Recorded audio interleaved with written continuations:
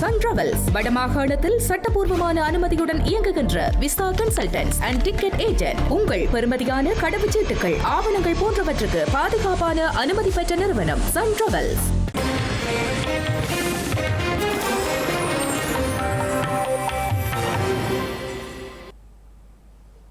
வணக்கம். இது ஐபிசி தமிழின் காலை நேர பிரதான செய்திகள். முதலில் தலைப்புச் செய்திகள்.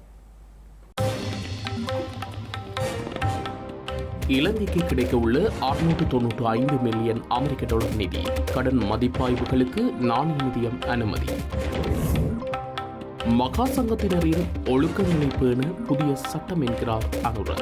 தேரர்களை எவ்வாறு விலங்கிட்டு அழைத்துச் செல்வது எனவும் கேள்வி. மட்டக்களப்பு தீ விபத்தில் 2 சிறுவர்கள் பலியான துன்பியல் விசாரணைகளை ஆரம்பித்த காவல்துறை. டிகோயா இரட்டை கொலை சந்தேக நபர் மீண்டும் கைது. மனைவியை பழிவாங்க தப்பிச் சென்றதாகவும் வாக்குமூலம். இலங்கை இந்திய கடற்தொழிலாளர்களின் பிரச்சினை தொடர்பு மோடியுடன் விஜய் பேச்சு. அமித்ஷாவுடனான சந்திப்பும் இடைநிறுத்தம். ஈரானின் ராணுவ தளங்களை இலக்கு வைத்து அமெரிக்கா தாக்குதல். ஆளில்லா விமானங்களை சுட்டு வீழ்த்தியதாகவும் தெரிவிப்பு. தொடர்பான விரிவான செய்திகள். இலங்கைக்கான நீடிக்கப்பட்ட கடன் வசதி திட்டத்தின் கீழ் 5ஆம் மற்றும் 6ஆம் ஆண்டு மதிப்பாய்வுகளுக்கு சர்வதேச நாணய நிதியத்தின் செயற்குழு அனுமதி வழங்கியுள்ளது. இதன் மூலம் இலங்கைக்கு இந்த மாதம் 695 மில்லியன் அமெரிக்க டாலர் நிதி விடுவிக்கப்படும் என்று அறிவிக்கப்பட்டுள்ளது. இலங்கையில் மகா சங்கத்தினர் சங்க சமூகத்தை ஒழுக்க கட்டுப்பாட்டுடன் பேணிச் செல்வதற்கு தேவையான சட்டங்களை விரைவில் உருவாக்க உள்ளதாக ஸ்ரீலங்கா ஜனாதிபதி அனுரகுமார திசாநாயக்க தெரிவித்துள்ளார். இலங்கையில் போதைப்பொருள் கடத்தல் மற்றும் பாலியல் குற்றச்செயல்களுடன் பௌத்த பிக்குகள் தொடர்புபட்டுள்ள நிலையில் ஜனாதிபதி திககொட மிதவெல்ல பிரதான ராஜமகா விகாரையில் நடைபெற்ற அரச வெசாக் விழாவின் ஆரம்ப நிகழ்வில் இதனை குறிப்பிட்டுள்ளார். ලාංකීය ජාතිය ගොඩනැගීමේ පදනම 1931ஆம் ஆண்டின் விகாரைகள் மற்றும் தேவாலய சட்டத்தின் 41 மற்றும் 42 பிரிவுகளை திருத்துமாறு கோரிக்கை விடுக்கப்பட்டது. அதேபோன்று தமது மகா சங்கத்தினருக்கு எதிராக ஒழுக்காற்று நடவடிக்கை எடுப்பதற்காக தர்ம நீதிமன்றத்திற்குரிய அதிகாரத்தை மீண்டும் வழங்குமாறும் கோரப்பட்டது. விகாரைகள் மற்றும் தேவாலய சட்டத்தின் 41 மற்றும் 42ஆம் பிரிவுகளை திருத்தித் தருமாறு 3 நிகாயாக்களை சேர்ந்த மகா சங்கத்தினருக்கும் எனக்கும் எழுத்துப்பூர்வமான கோரிக்கை விடுத்திருந்தனர். இது தொடர்பாக நமது அமைச்சர் ஒரு கருத்து குறிப்பை சமர்ப்பித்திருந்தார்.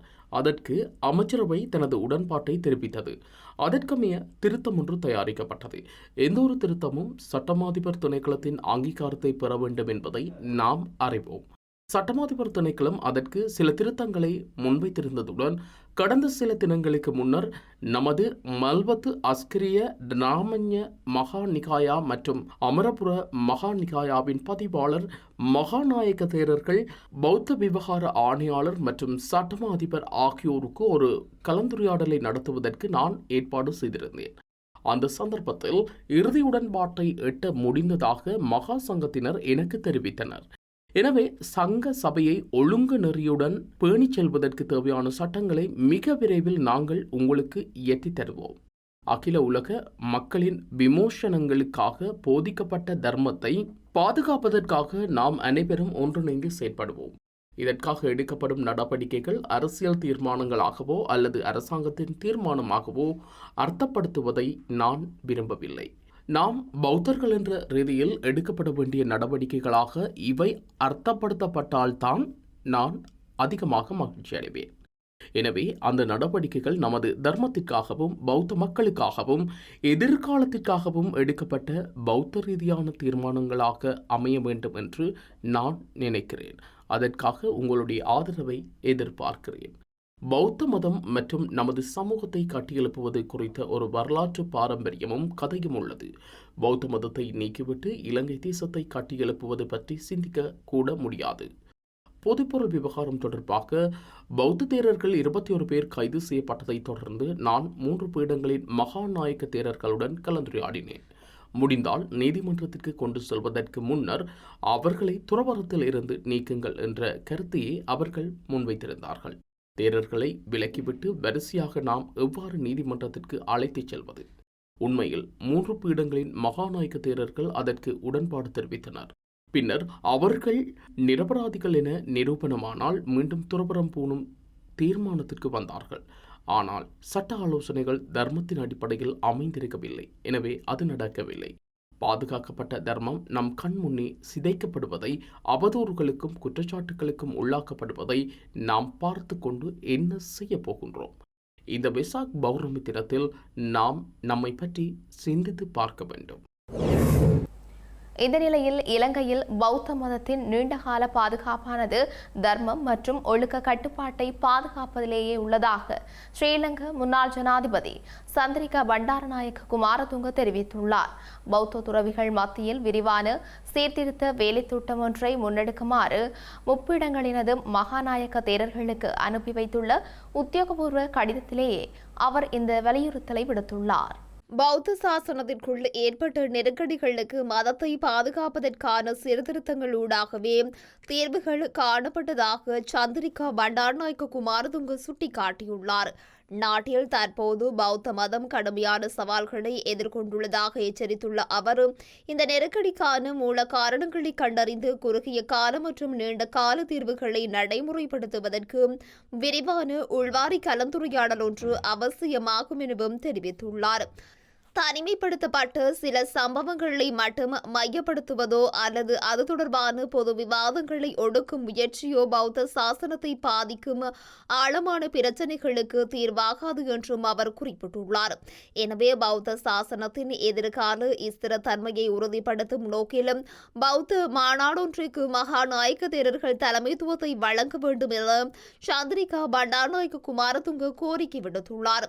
இதுபோன்றதொரு முயற்சிக்கு தேவையான கட்டமைப்பு மற்றும் ஆதரவை வழங்குவதற்காக சிரேஷ்ட பௌத்த இல்லற தலைவர்கள் குழு ஒன்று இணைந்து பணியாற்ற தயாராக இருப்பதாகவும் அவர் தெரிவித்துள்ளார். மட்டக்களப்பு திருகோணமலை வீதியில் உள்ள விடுதியொன்றில் ஏற்பட்ட தீ விபத்தில் 2 சிறுவர்கள் பலியான சம்பவம் தொடர்பில் மட்டக்களப்பு காவல்துறையினர் விசாரணைகளை ஆரம்பித்துள்ளனர். பதுளை பசறை பகுதியைச் சேர்ந்த 2 சிறுவர்களும் தந்தையுடன் குறித்த விடுதியில் தங்கியிருந்துள்ளனர். மட்டக்களப்பில் சிகிச்சை பெற வந்த தமது தாயை பார்வையிடுவதற்காக குறித்த 2 சிறுவர்களும் தந்தையுடன் கடந்த 23ஆம் தேதி முதல் விடுதியில் தங்கியிருந்துள்ளனர். இந்த நிலையில் நேற்று மதியம் 2 சிறுவர்களையும் அறையில் பூட்டிவிட்டு மது அருந்துவதற்காக தந்தை சென்றுள்ளார். மீண்டும் அறைக்கு திரும்பிய போது அறையில் தீப்பிடித்திருந்ததுடன் 2 சிறுவர்களும் மயங்கிய நிலையில் காணப்பட்டுள்ளனர். இதனையடுத்து மட்டக்களப்பு வைத்தியசாலையில் அனுமதிக்கப்பட்ட நிலையில் 2 சிறுவர்களும் உயிரிழந்தனர். 5 வயதுடைய சந்தனி நிமாஷா மற்றும் 3 வயதுடைய கசுன் மதுசங்க என்ற 2 சிறுவர்களுமே இவ்வாறு உயிரிழந்துள்ளனர். தீ விபத்திற்கான காரணம் கண்டறியப்படாத நிலையில் மட்டக்களப்பு காவல்துறையினரால் விசாரணைகள் முன்னெடுக்கப்பட்டுள்ளன. கண்டி தேசிய வைத்தியசாலையில் சிகிச்சை பெற்று வந்த நிலையில் தப்பியோடிய ஹெட்டன் டிகோயா இரட்டை கொலை சம்பவத்தின் பிரதான சந்தேக நபர் மீண்டும் கைது செய்யப்பட்டுள்ளார். இவர் பொகவந்தலாவை பெட்ரேசா தோட்டப்பகுதியில் பதுங்கியிருந்த போது மீண்டும் கைது செய்யப்பட்டுள்ளார். சிறைச்சாலை அதிகாரிகளின் காவலில் இருந்து நேற்று அதிகாலை தப்பியோடிய ஹட்டன் டிகோயா இரட்டை கொலை சம்பவத்தின் பிரதான சந்தேக நபர் பொகவந்தலாவை பெட்ரேசா தோட்ட பகுதியில் பதுங்கியிருந்த போது கைது செய்யப்பட்டுள்ளார். டிகோயா பகுதியில் இடம்பெற்ற இரட்டை கொலை மற்றும் கொள்ளை சம்பவங்களுடன் தொடர்புடைய பிரதான சந்தேக நபரான ஷெல்லையா மனோஜ் அல்லது மனோகரன் என்பவரை மீண்டும் கைது செய்யப்பட்டுள்ளார். இவர் பலேகல சிறைச்சாலையில் விளக்கமறியலில் வைக்கப்பட்டிருந்த நிலையில் ஏற்பட்ட திடீர் நலக்குறைவு காரணமாக கண்டி தேசிய வைத்தியசாலையில் அனுமதிக்கப்பட்டிருந்த நிலையில் தப்பியோடியிருந்தார். சந்தேக நபர் தப்பியோடியதை அடுத்து சிறைச்சாலை அதிகாரிகளும் கண்டி பொகவந்தலாவை மற்றும் ஹட்டன் காவல்துறையினரும் இணைந்து மேற்கொண்ட தீவிர தேடுதல் நடவடிக்கையை அவர் கைது செய்யப்பட்டுள்ளார். விசாரணைகளின் போது தனது மனைவியின் தூண்டுதலின் பேரிலேயே தான் இந்த இரட்டை கொலையை செய்ததாக கோரியுள்ள சந்தேக நபர் அவரை பழிவாங்கும் நோக்கத்துடன் வைத்தியசாலையிலிருந்து தப்பியோடியதாகவும் கூறப்படுகிறது. சிறையிலிருந்து விடுதலையானதும் தன் மனைவியை கொலை செய்ய போவதாக அவர் ஏற்கனவே வாக்குமூலம் அளித்திருந்ததால் அவர் தப்பியவுடன் மனைவியின் உயிருக்கு ஏற்படவுள்ள ஆபத்தை கருத்தில் கொண்டு பொகவந்தலாவை காவல்துறையினர் அவருக்கு பாதுகாப்பை வழங்கியிருந்தனர்.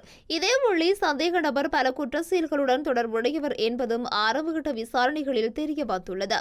சந்தேக நபர் மீள கைது செய்யப்பட்டதை அடுத்து ஹட்டன் நீதவான் நீதிமன்றத்தில் முன்னிலைப்படுத்தப்பட்ட நிலையில் எதிர்வரும் ஜூன் மாதம் 3ஆம் தேதி வரை மீண்டும் விளக்கமறியலில் வைக்குமாறு நீதவான் பீட்டர் போல் உத்தரவிட்டுள்ளார்.